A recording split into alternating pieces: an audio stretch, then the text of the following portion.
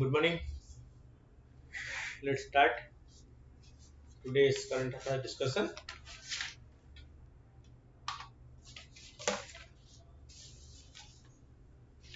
So, coming to the topic to be discussed today, let's move.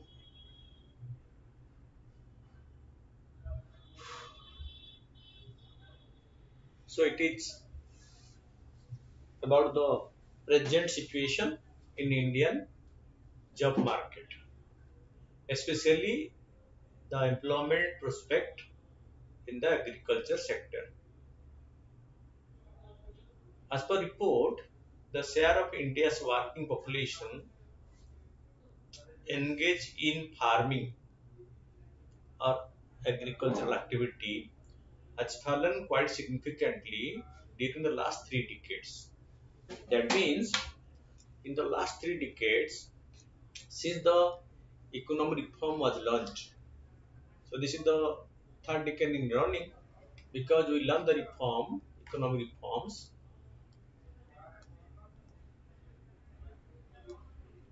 in 1991. So, this is the third decade in running of the economic reforms. So, the report says there is a significant fall in population engaged in farming activity. In 93-94, agriculture accounts for close to 62% of the country's employed labor force. So 62% are engaged in agricultural activity in 93-94. Based on data from the National Statistical Office, periodic labor force 5. So from 62%,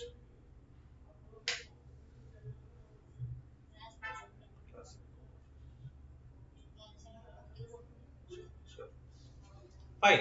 So this is from 64%, it has drastically fallen over the years, and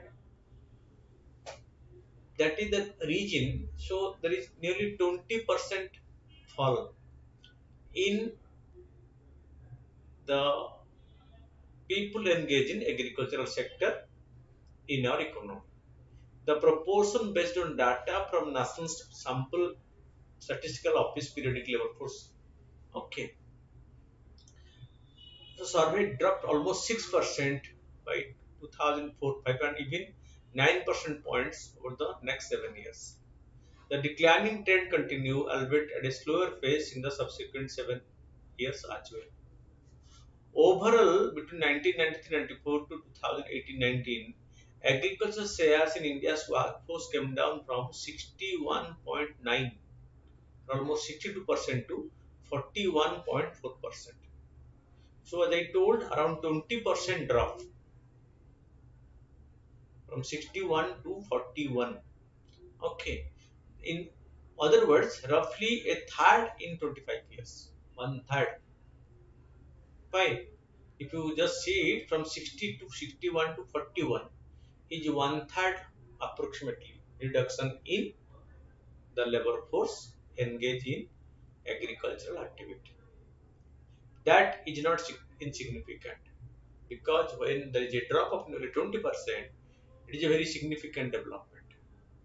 According to an estimate that given its level of per capita GDP in 2018 and comparing with the average for the other countries in the same income bracket, India's farm sector should employ 33 to 34% of the total workforce. Okay, so because as per the contribution of the agriculture sector, this should be the labor employment, but we are still employing more. 41.4% are still engaged in agriculture. Although surplus labor force are engaged in agriculture, but here the point is in the last 25 years, so there is a drastic drop in the number of people who are engaged in agricultural activity. So from 61.9% to 41.4%. Fine. So moving further, the report says, let's see in a graphical format. Okay, from 61.9 in 93-94 to 44 point it is in 2020-21 and further to 41%.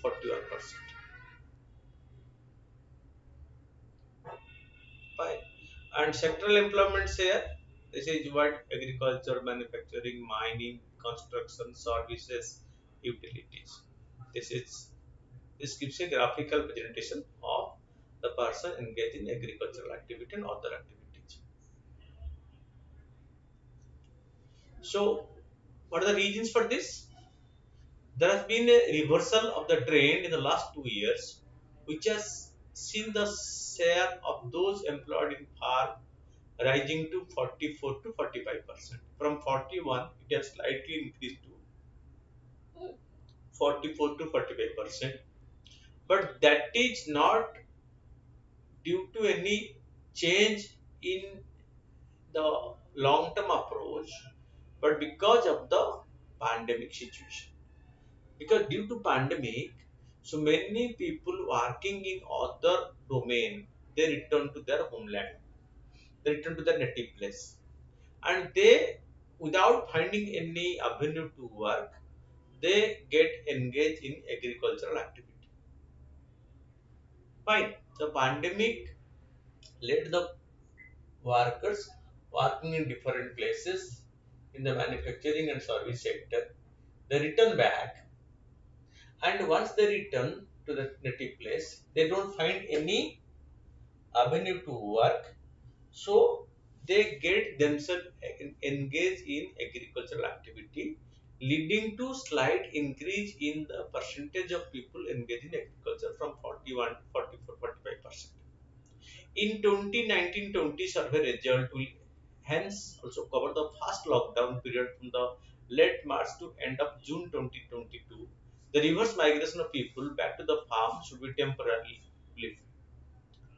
Fine. Though with the survey from 21-22 hopefully revealing a restoration of the long-term trend, it is again reverted back.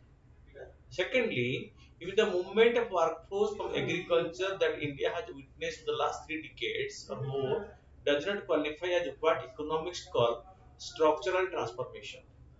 Such transformation would involve the transfer of labor from farming to sectors, particularly manufacturing and modern services, where productivity, value addition, and average income are higher.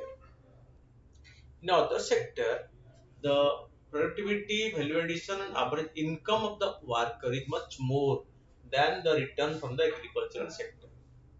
Fine. The major reason for the people shifting from agriculture to other activity is the most important one, that it assured them higher income. And agriculture is not that remunerative. And the increase in the incidence of natural calamities like flood, cyclone, etc. has further aggravated the situation for which they are not at all willing to take the risk to get engaged in agricultural activity, because apart from the intense labor intensive requirement due to increasing natural calamities, so this sector is becoming unviable and much risk for the workers. However, the share of manufacturing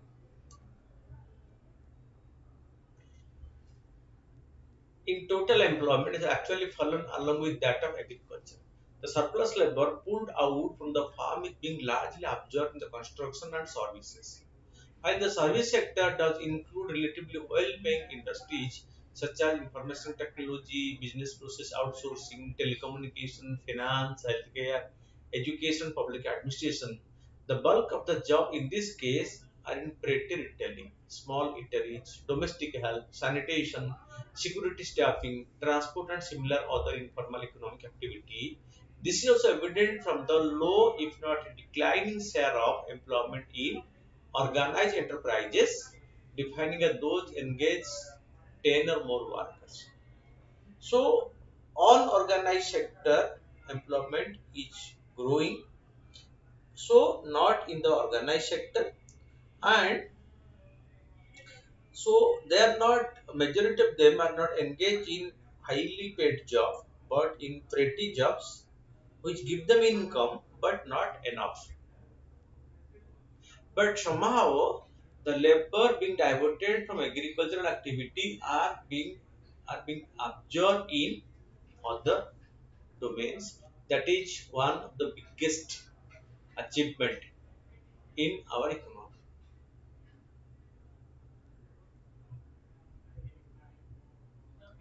The structural transformation process in India has been weak and deficient.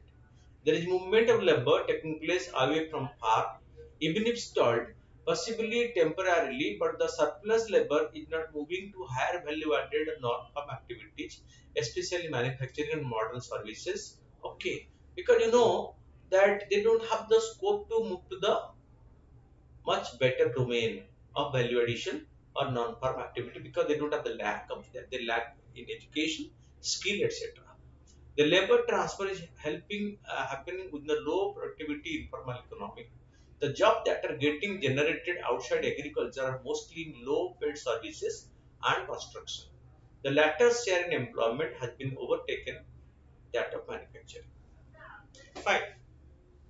So agricultural workers are quitting that domain, but they are not finding employment avenue in any high paid domain. Fine. So they are finding pretty work because they don't have neither the skill nor they have that education to take off job in the high profile domain.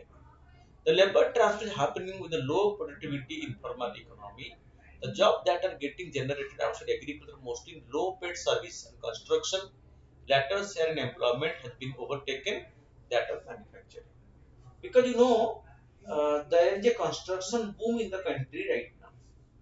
Go to any area, urban or rural, house construction and other construction activities are going on at a rapid pace.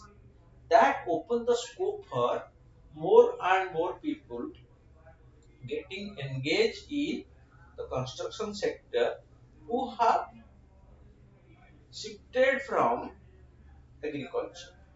They are the unskilled construction work. They are working as unskilled construction worker in the construction sector. Fine. So because they don't, neither they have the education nor they have the skill, so they don't find any major avenue for work, but only working in this domain. Okay.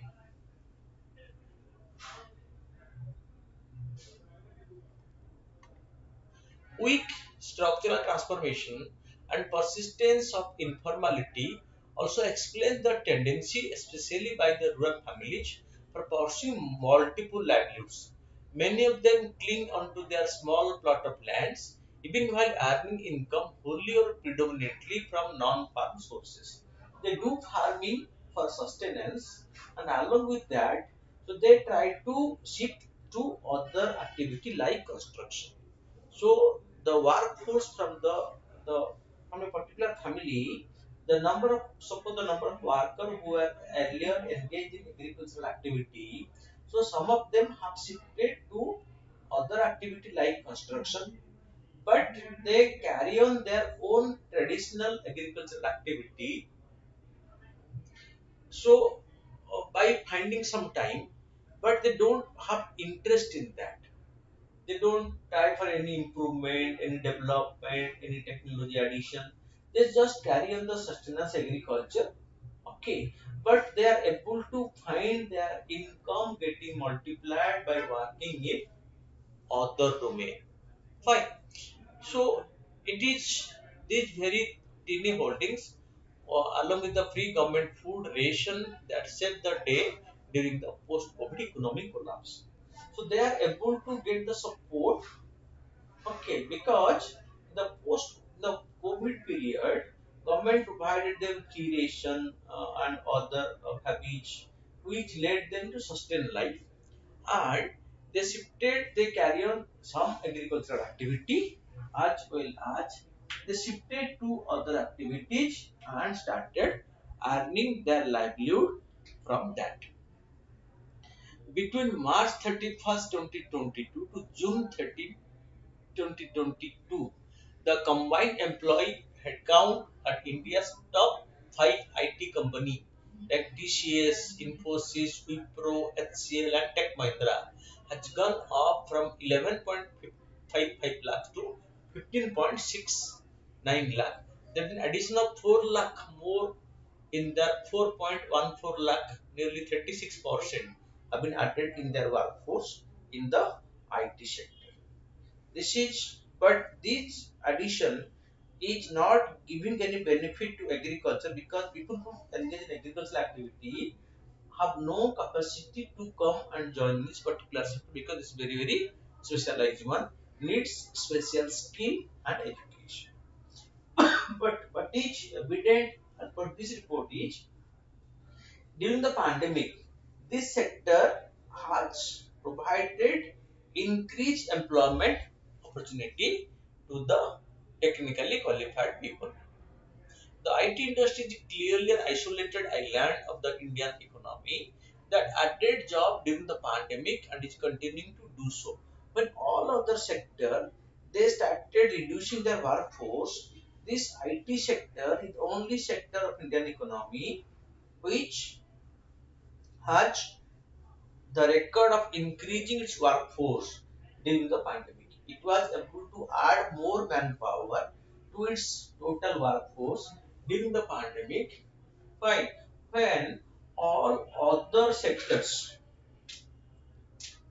are squeezing their employees, this IT sector so go on adding more member to their workforce. This is the most important. So this is called the isolated island where employment scope continue to expand even in the pandemic period.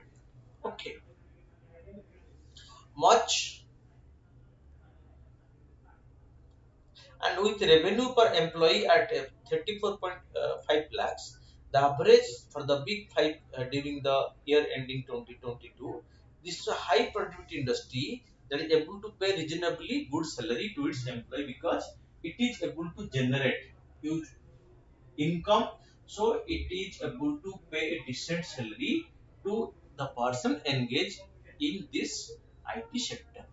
Much of the IT sector's recent success is over courtesy of exports, which have in fact boomed due to COVID triggered increased demand for digitization even among business that were hitherto slow in adoption. India's net export of software services have surged from $84.64 billion in 2019-20 to 109.54 billion in 2021-22.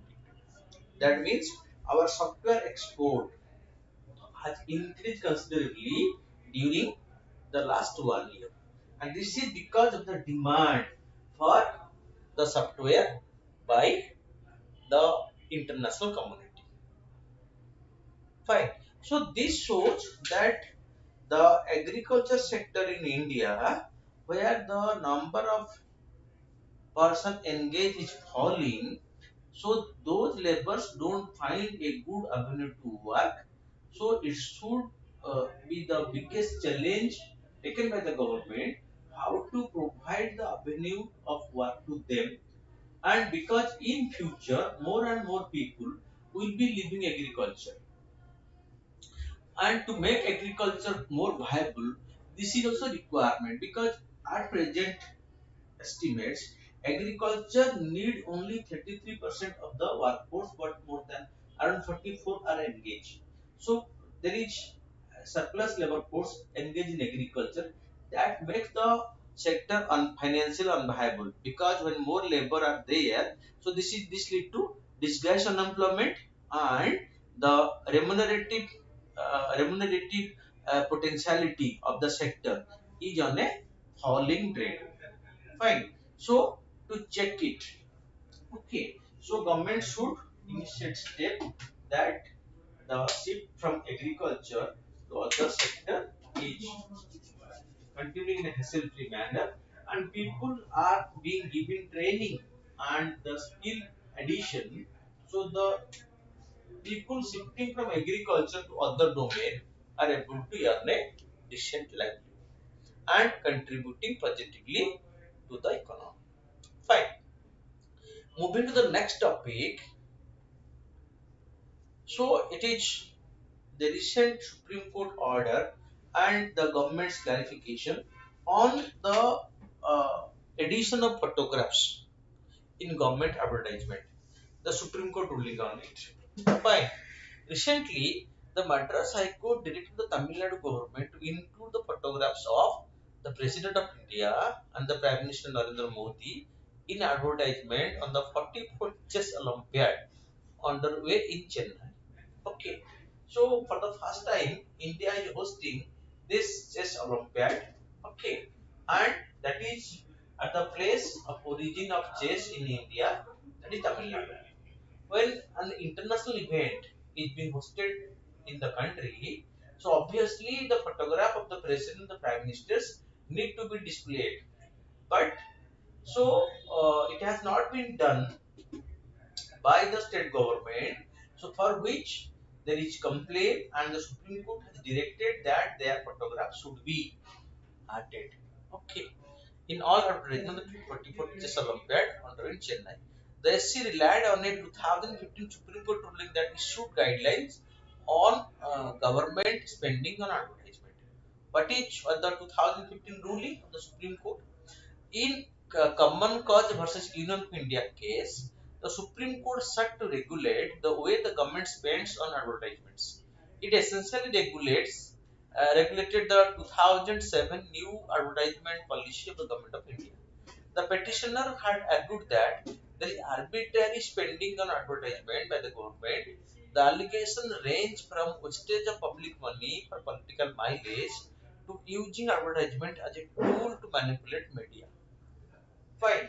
And according to the court, since the primary cause of government advertisement is to use public fund to inform the public of their rights, obligations, and entitlements, as well as to explain government policies, programs, services, and initiatives. However, when these requisites are not fulfilled in government advertisement, then the whole process would be frustrated. So why the government give advertisement in the newspaper? The print media advertisement is given to make people aware about the government plan, policy, programs, and people's right. Fine. So because in a democracy, the media play a very important role. We are a very open society where media has been given a lot of independence, but this government advertisement to media is at times misused. First is, so by issuing unnecessary advertisement, government try to favor a particular media house and keep it under its influence, so it always publishes news in favor of the government. Second is, so government unnecessarily spent money on advertisement which was not worth spending. The two big allegations against. Okay, but the court ruled that if the advertisement is not fulfilling the prime purpose of creating awareness of the people by spending huge money of the public fund, so it is not advisable. It is very frustrating. Right. So patronization of any particular media house must be avoided, and the award of advertisement must be on an equal basis to all newspapers, who may however be categorized depending upon their circulation. So not a particular media house is to be favored by the government, but all the newspapers should get advertisement in proportion to their circulation. Government should see that which newspaper has the largest circulation and what is the percentage circulation, its share in the market. Accordingly, government advertisement should be given to that newspaper. So it should not be biased against any particular media house. or one particular media house should not be given any preference. The Directorate of Advertising and Visual Publicity guideline do not deal with the said aspect of the matter, and hence the necessity of incorporating the same in the present direction to ensure the independence, impartiality and neutrality of the fourth estate, which is vital to the growth and sustenance of democracy, will have to be weighted and considered. Fine. So in a democracy, media has a big role, but it should not be biased and influenced by the government by alluring them in the form of giving them more and more advertisement. The three-judge bench comprising the then Chief Justice P. Sadasivam and Justice Ranjan Gogoi and N. V. Ramanna has set up a committee to suggest a better policy. What the committee suggested? The three-member committee comprising Justice Madhavan Menon, former Director National Judicial Academy, Bhopal, T.K. Vishwanathan, former Secretary General of Lok Sabha, and Senior Advocate Ranjit Kumar, suggested a fresh policy, the Government Advertisement Guidelines 2014, with five broad principles. So, what are the principles? Advertising company are to be related to government responsibility. Material should be present in an objective, fair manner and designed to meet objective of the campaign. Advertisement must be directed at promoting political, must not be directed at promoting political interest of a political party, the ruling party. A campaigning must be justified and undertaken in a cost-effective manner. Advertisement must comply with legal requirements and financial regulations. So these are the parameters and suggestions given by the committee appointed by the Supreme Court. What did the Supreme Court rule then? It largely accepted the committee report except a few issues. The appointment of an ombudsman to oversee the implementation of the guidelines, a special performance audit of the government spending, and an embargo on publication of advertisement on the eve of election.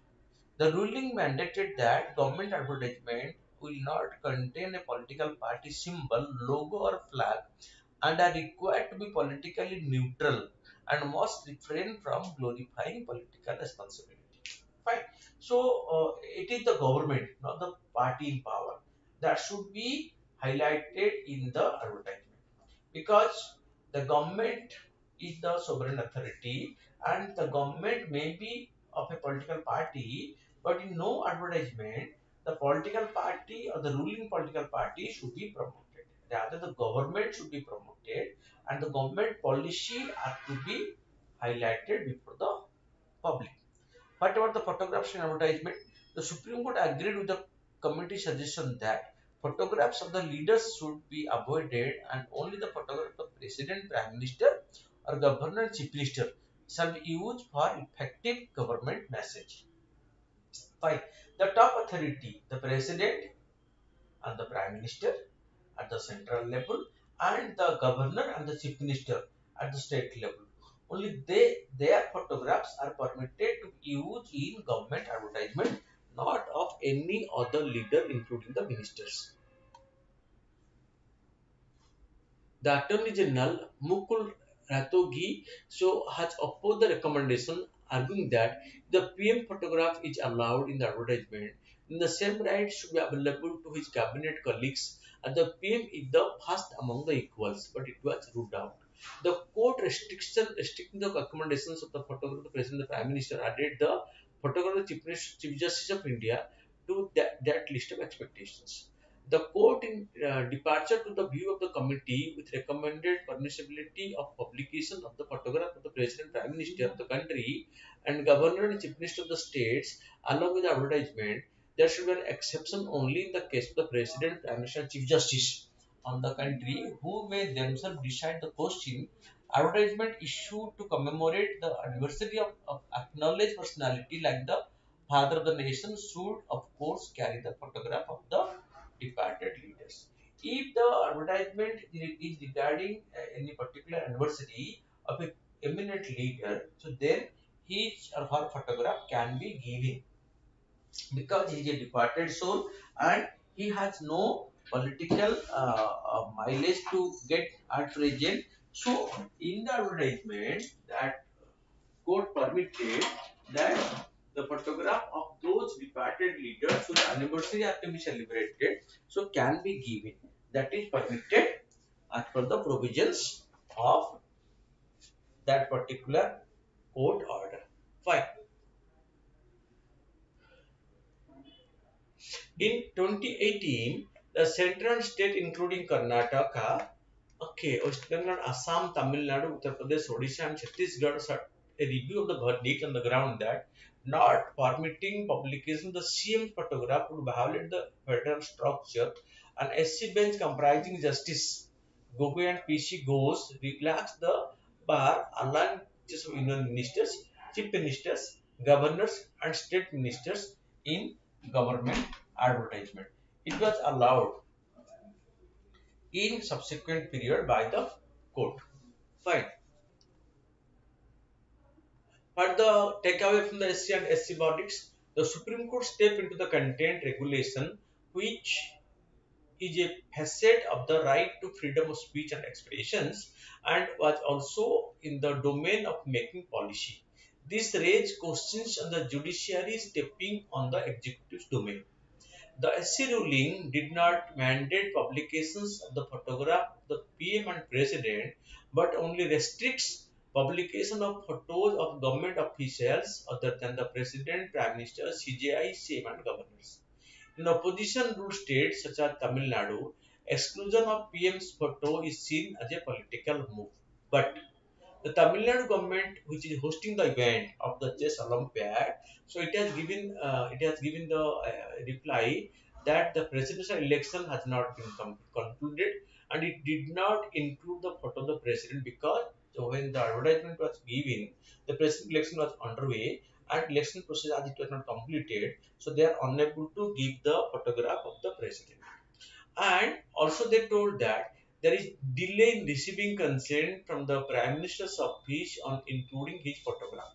Because as they have asked the Prime Minister office to permit them to use the photograph of the Prime Minister on the advertisement, and it was delay in receiving the reply from the Prime Minister's office. So that is why they are unable to give the photographs of the President and the Prime Minister in the advertisement to be shown in the chess Olympiad. So ending the controversy. Okay, but for the long term, so the decisions is again important because it has reiterated the opinion of the court again, make it fresh in the mind of the people. Fine. Then there is the third topic on blasphemy and hate speech. But is there are two content here. One is the blasphemy. What is blasphemy? Blasphemy is when a person's speech shows that it lacks respect for the God. Fine.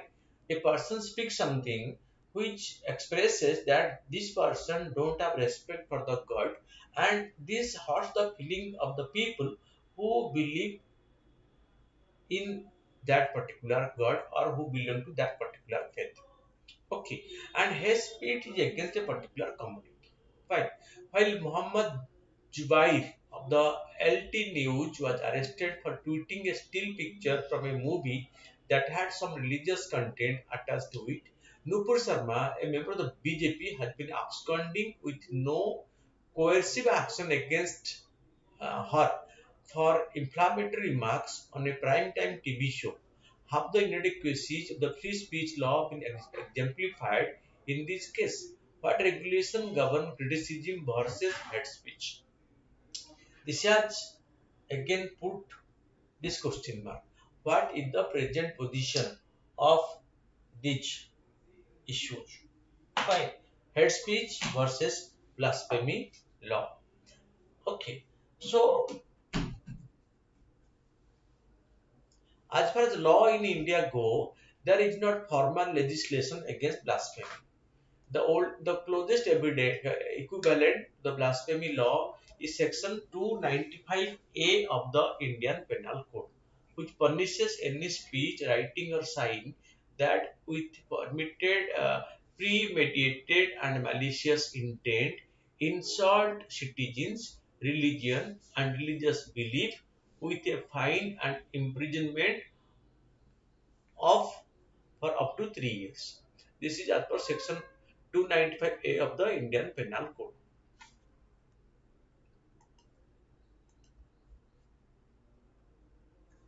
The history of section 295A of IPC can be traced back to around 95 years. Okay, in 1927, a satire was published which was obscene parallel to Prophet's personal life. It was indeed very offensive to the Muslim community, but the erstwhile High Court in Lahore, in undivided India, so observed that the author of this cannot be prosecuted as per the writing did not cause animosity or hostility between any communities. Thus, the offense did not fall under Section 153A, which deal with maintaining public tranquility order during that period. However, this incident gave rise to a demand that there be a law to protect the sanctity of religion, and thus Section 295A was introduced. Section 295A of IPC was introduced as per this, okay, after this particular issue.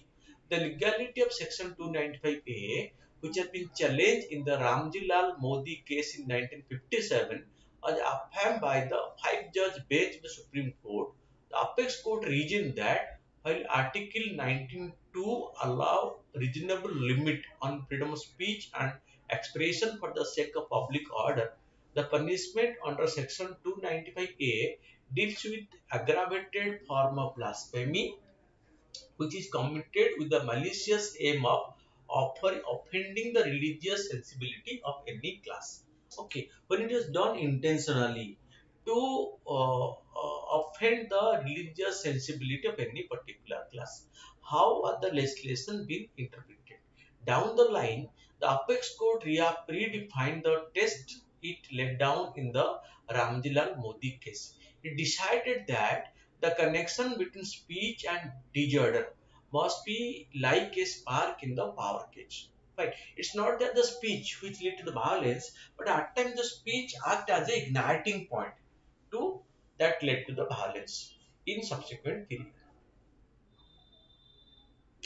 In case of Superintendent Central Prison Fatehgarh versus Ram Manohar Lohia, the Supreme Court stated that the link between the speech spoken and any public disorder caused as a result of it should have a close relationship for retrieving Section 295A of Indian IPC, okay, Indian Penal Code. In 2011, it concluded that only speech that amount to incitement to impeding unlawful action can be punished. That is, the same must meet a very high bar before using public disturbances as a justification for suppressing expression. Okay, so that is what is the interpretation of the law in course of time. Should there be a difference between blasphemy law and hate speech law? Because these two are interchangeably used by the media and the people. The wording of section 295A is considerably too wide. It cannot be stated that deliberate disrespect to religion and religious sensibility is necessarily tantamount to incitement. The Supreme Court has said on several occasions that perhaps the goal of the hate speech stat- statute in section 295A is to prevent prejudice and ensure equality.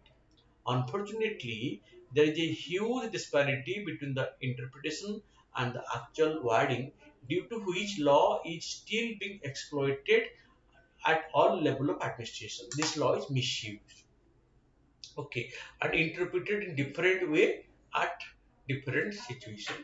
Insulting religion or religious figure may be disputed or condemned, but it should not be legally outlawed or prosecuted. The reason for this is because hate speech law are predicted on the critical distinction between criticizing or ridiculing religion and encouraging prejudice or aggression towards individuals or a community because of their faith. Okay, are hate speech cases rising? So let us see the factual report on this. As per data given by National Crime Record Bureau, NCRB, there has been a huge increase in the case registered promoting hate speech and fostering animosity in society. The data reads while there are only 323 cases in 2013, it has increased to 1804 in 2020. You see, so a six-fold increase in the number of cases. However, this can also be due to the steep turn in the dynamics of current society. Section 295A is now usually used to penalize religious dissent, satire, or any comedy content with religious reference. Okay, and when it is used against any other particular religious community which is not uh, in favor of the ruling party in power. Bogus case of 295A have been launched on certain web series like Stand-Up, which reportedly offended religious emotions according to the filed FIR. The series purportedly present Hindu gods in a demeaning manner. There have also been incidents where citizens performing stand-up comedy have been arrested by the only because they had religious reference in their script. Fine. Such incidents led to arrest by the administration. The inadequacy of the rules of free speech are further exemplified in the previously mentioned cases of Muhammad Jubair and Nupur Sharma. These cases show how regulations do not draw a line between criticism and premeditated hate speech. Failing to articulate these distinctions diminishes fair use of section and make it more difficult to define and penalize the actual crime of hate speech. How should one deal with incident of blasphemy? Blasphemy laws, which prohibit religious criticism in general, are incompatible with the principles of a democratic society. In a free and democratic society, there should be no screening of discourse and dissent. The only feasible solution that stands on the thin line of protection of faith and questioning hate speech should be keeping blasphemy in the statute word, decriminalizing it. So blasphemy law should be in the statute or in the provisions of the law, but making it a criminal activity is not fair in a democratic society of 21st century. Because in India, we have the freedom of speech and expression as a fundamental right. So anyone being arrested for blasphemy law, so he can be it is not to be tolerated, but giving making it a criminal offense is to exaggeration of the facts. Fine. So moving further, okay. So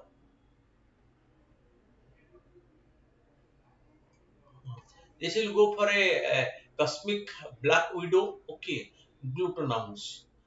So glutonon cosmic black widow is heaviest known neutron stars. Okay, it is a neutron star. The neutron star is the compact collapsed core of a massive star that exploded as a supernova at the end of its life cycle. Stars that are about 8 or more times the sun's mass transform hydrogen into heavier elements through thermonuclear fusion in their core. When they built up about 1.5 times the mass of our sun in iron, that core collapsed into a neutron star having a diameter only about the size of a city, with the rest blown off in a supernova explosion. Fine, because this is the end of the particular planet. Fine. Its matter is so compact that an amount of about a size of a sugar cube would outweigh Mount Everest. So because of this heaviness. Fine. What is the black widow then? The astronomers have observed a most massive neutron star classified as the black widow. It got particularly hefty by gubbing up most of the mass of a stellar companion trapped in an unhappy cosmic marriage. Fine. It means its gravitational pull has posed material from its companion star, enabling it to grow to a mass at the uppermost limit before it could collapse into a black hole. Okay, so it has mass of 2.35 times greater than that of our sun and is spinning at 707 times per second. This is perhaps the maximum possible mass for such objects before they collapse to form a black hole. The one discovered now is highly magnetized type of neutron star called a pulsar. It unleashes beams of electromagnetic radiation from its pole. As it spins, these beams appears akin to a lighthouse rotating light. The heavier the neuron star, the denser the material in its core. The neuron star residues in our Milky Way galaxy in the direction of constellation of Sextans. It is formally named as PSR J0952 and 0607 and is located roughly 20,000 light years from Earth. Remember this particular one. So this name, so name is as PSR J0952 0607 and its location is roughly 20,000 light years from Earth. These two are important, and this is one of the neutron star which has been discovered recently. Then the Karikure rock painting in Tamil Nadu. So researchers have discovered 5,000-year-old rock painting at Karikure in Nilgiri of Tamil Nadu. The Karikure rock painting is a series of over 300 images etched on the side of a cliff face of the Kathagiri. It is located in the Nilgiri district of Tamil Nadu. A variety of subjects are depicted in great details. It includes community that live in the area at that time, which is of 5,000 years old, the wildlife they witness and the relationship with them. Okay, the battles with other communities. No scientific dating has been done on this site. It is believed to be more than 5,000 years old. These images are drawn using earthen paints. The image depict a gradual shift from a hunter-gatherer lifestyle in the initial drawing to a pastoral and eventually a settled agrarian lifestyle in the latter phase. So what the picture depicts? The picture depicts that that the lifestyle of the people during that period underwent a transformation from an agrarian lifestyle or a nomadic lifestyle to a pastoral nomadic lifestyle to a sedentary lifestyle in course of time. The images depict gradual shift from hunter-gatherer lifestyle in the initial drawing to pastoral and eventually a settled agrarian lifestyle in the latter drawings. The shift indicates that the rock art site got added or by different groups at different stages in its history. James Wilkinson, a civil servant, has documented 18 distinct rock art sites in this book, an account of the primitive tribes and monuments of the Nilgiris. Okay, he has uh, identified them. Local indigenous community, especially the Iruk and the Kurumbach, have an attachment to these sites. Most of these sites are located near to the settlement of these aboriginal groups. They believe the sites are the ancestral abode of their forefathers, and this belief has helped in conserving these sites so far. So these groups, the traditional primitive tribal groups in Tamil Nadu, they believe that their forefathers belong to this particular group, and so they try to preserve their heritage which was built by their forefathers. Fine. Uh, they believe the sites are the ancestral abode of their forefathers. The Kurumbach claim a link to Velarikumbai rock art site, while the Karik Kioruch and the Sigur, the rock art site, are claimed by the Irulach. Okay. Vandals have defaced some of these rocks by painting political and religious symbols on them, because in our country we don't respect the artifacts or the uh, historical monuments that are there. Okay, not well protected. Fine. So, but this shows that this painting goes back to more than 5,000 years, and the painting manifests the transformation in the society from a nomadic uh, people to a, pastoral community to a sedentary lifestyle over the years. This is how, so they have changed themselves from one to the other. Fine. So this can show more light on the activity being done by the people during that period, which is 5,000 years back. Okay, so and we can find more light on the people of that period. Fine. So after this, let's see. Okay.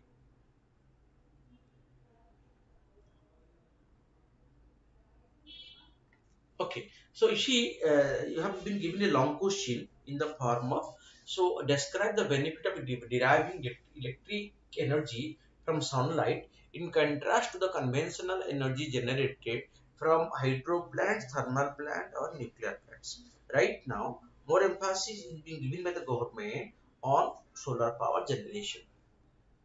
Okay, it has been known for more than 150 years that light can have an effect on the electrical property of some materials. This is called photoelectric effect. In 1921, Einstein received the Nobel Prize for his work explaining this. Photovoltaic cells are based on related phenomenon called the photovoltaic effect, and they convert light directly to electricity. Benefit of obtaining electricity energy from sunlight. Fine. So electricity generated from hydropower, from thermal, from nuclear. These three are the major source of electricity. But in the present period, electricity generation from the solar using photovoltaic technology is gaining momentum. Okay, so it has its own benefit also. Okay, impact on the environment. Solar energy has the least negative impact on the environment compared to any other source.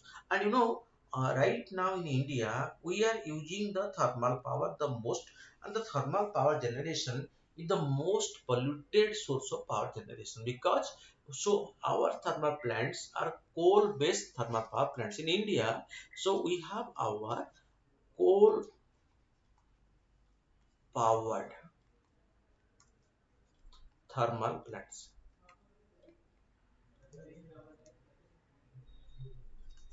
and coal from extraction to end use and after use, the fly ash. Okay, so is a big source of pollution. Fine, but in comparison to that, the solar energy is very less polluting.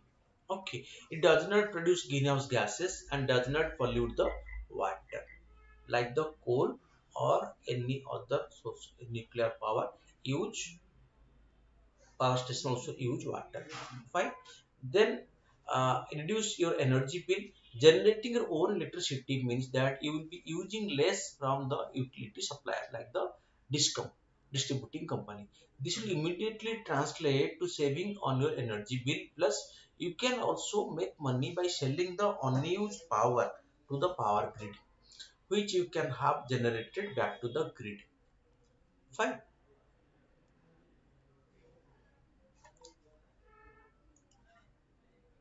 Solar energy is applicable everywhere. As long as there is sunshine, solar energy can be deployed anywhere. This is particularly useful for remote regions with no access to any other source of electricity. There is a vast amount of people around the world with no access to electricity. So this solar power can be harnessed at any point of time, so at any location, because where sun ray is available, this is feasible to generate power and fulfill the lighting and other needs of the people which are far away from the normal power generating places. Okay, less electricity loss during long distance transport. You know, electricity, this T and D losses. What is in power sector? What is the biggest challenge? Is the T and D loss. Okay, what this implies? Transmission and distribution loss. Okay, this stands for transmission and distribution loss.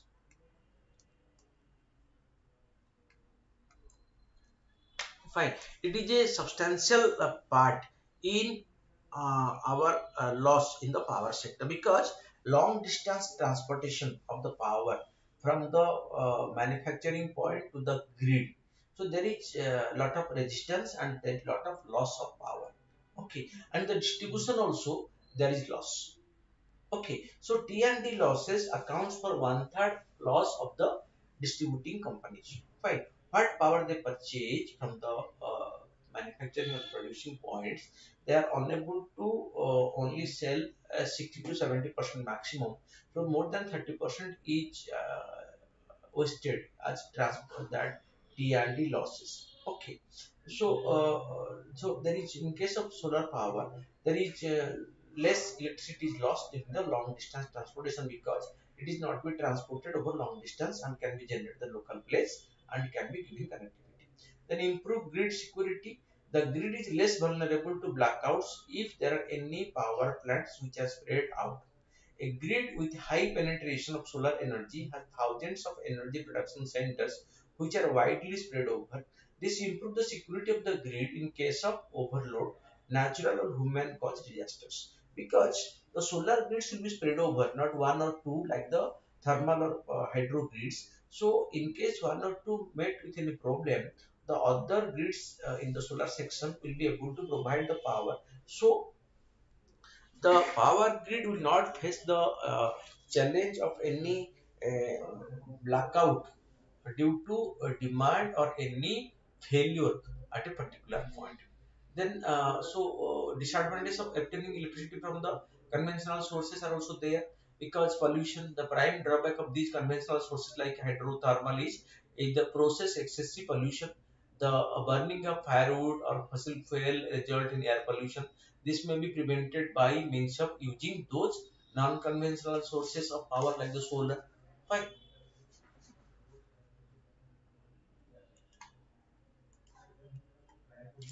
Adjustable. The major problem with the use of conventional source, in particular fossil fuel, is that they may be adjustable resources. It takes 10 of millions of years for them to be renewed and replenished, but non-traditional resources are renewable resources that do not get adjusted like the sun ray.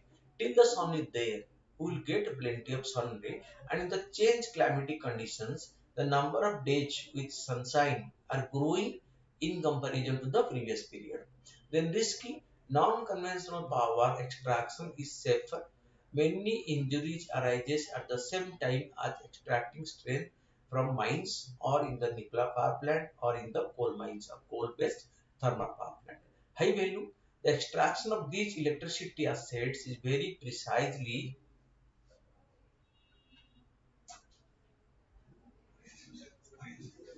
okay, very precisely. Okay, it is very pricey both economically and environmentally.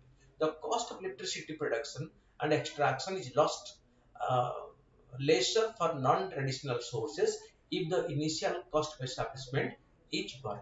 Because in the long run, their cost is higher, but in the running cost are zero, you can say. Fine. So what are the steps or missions launched by the government in this for this purpose? We have our Jawaharlal Nehru National Solar Mission. This aims of this mission is not limited to offering large scale grid connected power, but also transform India's rural economy. The quick spread of the solar lighting system, water pump, and other solar power based applications will change India's rural economy. The mission is to expand and establish India as a global leader in solar energy sector. Rooftop scheme. Under the rooftop scheme executed by the Solar Energy Corporation of India, 2000 megawatt project has been allocated, out of which 45 megawatt of capacity has been commissioned. Addition to this special scheme, including 73 megawatt of warehouse and 50 megawatt for the CPWD have been launched. The solar park scheme is another scheme. The solar park is concentrated zone of development of solar power generation project. The implementation agency would be the that SEIC, okay, on behalf of Government of India, okay. So SEIC stands for the Solar Energy Corporation of India, okay, on behalf of Government of India. The state will be able to reduce its carbon footprint by avoiding emission equivalent to the solar park's generated capacity. The power generated solar park will also add the fulfill the energy need. Along with that, it will be able to add the uh, means carbon credit of the state, and the carbon footprint can be avoided. Okay, then viability gap funding scheme. The viability gap funding support will be provided for setting up the grid connected solar PV projects of a minimum of 2000 megawatt capacity solar power developers on built own operate basis. If government is incentivizing the this solar power developers, like the independent power producers in the thermal section, the government the program to encourage the entrepreneurs in the solar power segment also. These programs have been launched by the government. Okay, and one more is the Udaya scheme. Ujjala Discom Assurance Yojana was launched in 2015 as a revival package for electricity distribution companies of India, initiated by the government of India, with the idea of finding permanent solar power solutions to the financial mess that the power distribution was facing at that time. It aims at reforming the power sector, operational improvement and development in renewable energy, reduction cost of generation of power, energy efficiency and conservation. This is the Udaya scheme. Ujala Discom Assurance Yojana. Discom stands for distributing companies. Fine. Solar power is an immense source of directly usable energy and ultimately creates other energy sources, biomass, wind, hydropower, etc. Okay, and wave energy. Most of the Earth's surface receives sufficient solar energy to permit low-grade heating of water and buildings. Although there are large variations in latitude and season, at low touch latitude, simple mirror device can concentrate solar energy sufficiently for cooking and even for driving steam turbines. So we have a very big potentiality in our country on solar power. So India has launched a international mission which is popularly known as the ISA, International Solar Alliance.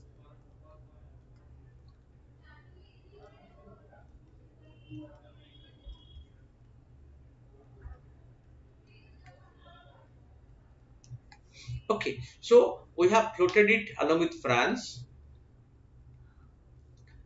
art, COP,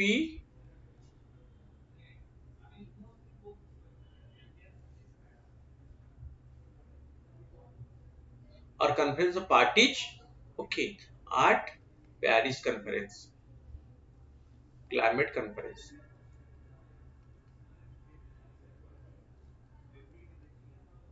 And initially it was for the sunshine country,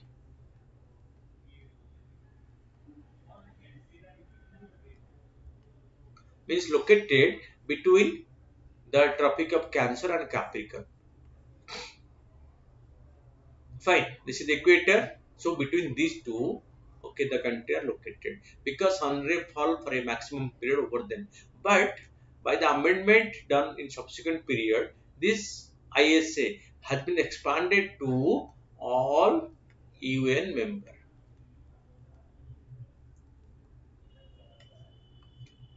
can join International Solar Alliance to expand its space, and it is very means optimistic, and response is very optimal because more than 100 countries, including USA, have joined this.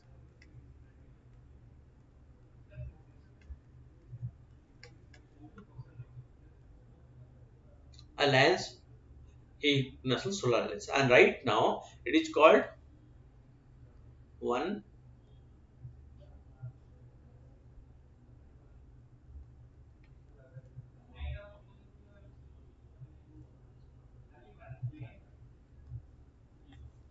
OWASOG, one grid. This is the concept, connecting the power grid of all the country, connected through solar power grid. Fine. Then moving to the MCQs.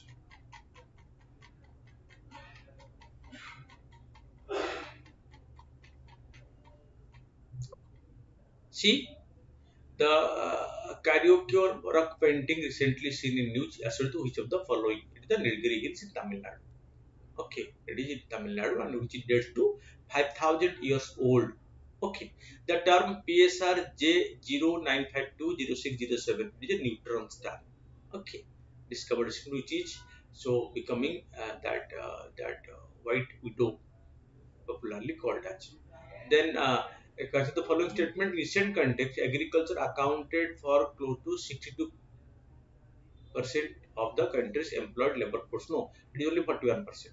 Okay, so agriculture shares in workforce has come down significantly in the last 3 decades. So two is right, but one is not correct because this is having reduced from 52 to 41% at present.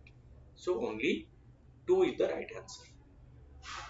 Then coming to fourth, arrange the following in ascending order reference to India's sectoral employment. So which sector gives the highest employment? The highest employment is given in India sector wise. The first top is okay. So is the top one. Okay. So if you go by this, okay. So first is mining. Mining give the highest. So at the top is one. This is at the top. This is number one. It is mining is number one. Okay. Followed by manufacturing, followed by construction. Then comes services. At the last is agriculture. So 4, 5, 3, 2, 1. 4, 5, 3, 2, 1. D is the right answer.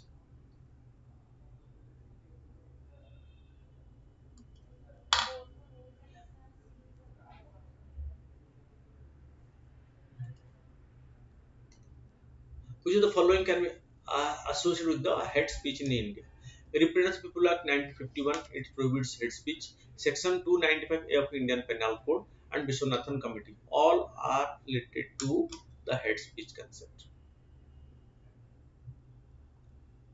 So, Orunodoi scheme is a direct cash transfer scheme for economically weaker section women, which was recently news due to an additional amount of cash added for the month of August to buy national flag in Independence Day. It is launched by the Assam government. Long March 5B rocket is sent by China, which was in news recently. Then 8. So about the electoral bond. Electoral bonds to check that use of money power in election is issued by the State Bank of India. Indonesia 100, 1000, 10,000, 1 lakh, 10,000, 1 crore. Electoral bonds are purchased anonymously by donors and are valid for 15 days. They are issued thrice in a, 4 times in a year in 3 months interval, and it will remain open for 15 days and 10 days, and they remain valid for 15 days. So both are correct. Okay. So because both are correct, so the incorrect. So question asked which are incorrect. Both being incorrect. So neither one and not two because both are correct statement as per the news being given. Fine. Then 9. Bill Russell died recently. It led to basketball. And monarch butterfly recently seen in news. Consider the following statement with regard to it. Recently, monarch butterfly is listed as endangered by IUCN, International Union for Conservation of Nature. The International Union for Conservation of Nature has added it as a red list, means endangered. Both are right. Students, so through this discussion, we are trying to give you the most relevant topic in news. Along with that, we discuss with you some MCQs and one or two model answers to based on the current topic. Hope our discussion is useful and will add value to your preparation. Okay, so thank you for watching and keep on watching regularly to update yourself and improve your awareness on the subject. Thank you.